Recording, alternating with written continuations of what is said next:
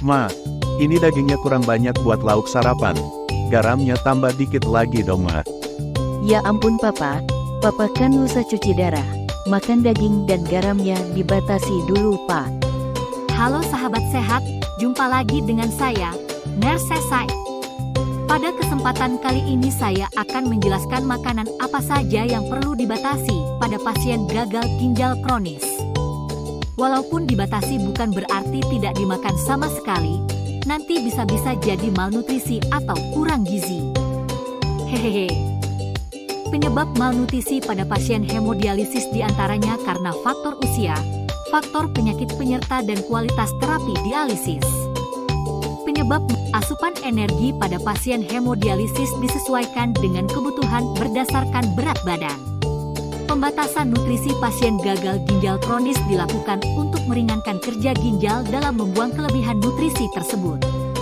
Beberapa nutrisi yang perlu dibatasi adalah: pertama, protein. Sumber protein tinggi diantaranya daging merah, keju, dan kuning telur. Kebutuhan protein yang dianjurkan pada pasien gagal ginjal kronis yaitu 0,6 sampai dengan 0,8 gram per kilogram berat badan per hari. Dampak dan akibat konsumsi protein terlalu tinggi akan memperberat kerja ginjal dan memperparah kerusakan ginjal.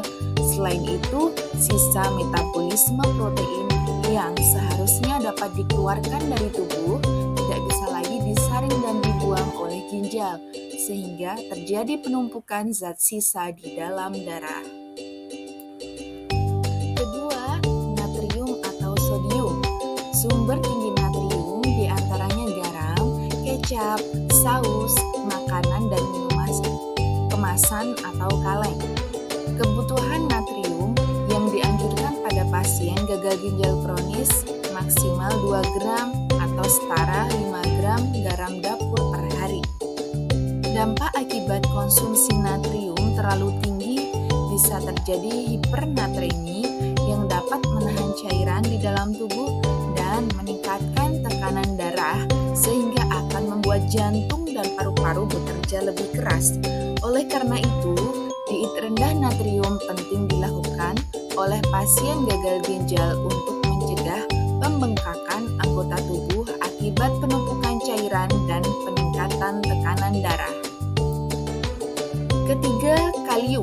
Sumber utama kalium adalah kentang, tomat, jeruk, pisang, melon, susu, dan produk olahannya, serta jenis garam tertentu yang mengandung kalium.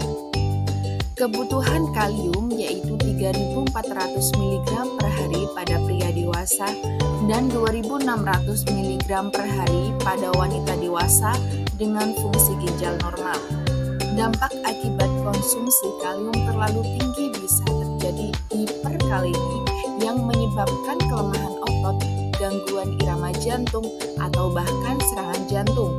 Oleh sebab itu, mengurangi asupan kalium baik dilakukan saat menjalankan program diet untuk pasien gagal ginjal. Keempat, fosfor. Fosfor banyak terkandung dalam daging merah, unggas, ikan, susu, dan produk olahannya serta roti. Kebutuhan fosfor yaitu 1.200 mg per hari. Dampak akibat konsumsi fosfor terlalu tinggi bisa terjadi hiperfosfatemia yang dapat menyebabkan gatal-gatal dan menarik kalsium dari tulang. Kondisi ini menyebabkan tulang menjadi rapuh dan kalsium menumpuk di dalam pembuluh darah, paru-paru, mata, dan jantung. Kelima, kalsium. Sumber tinggi kalsium diantaranya adalah susu dan produk olahannya, ikan sarden, kedelai, brokoli, dan okra. Kebutuhan kalsium yaitu 8.000 sampai dengan 1.000 mg per hari. Dampak akibat konsumsi kalsium terlalu tinggi bisa terjadi hiperkalsemia yang dapat menimbulkan nyeri dan kelemahan otot, detak jantung tidak teratur, penurunan daya ingat, dan kerusakan ginjal lebih lanjut.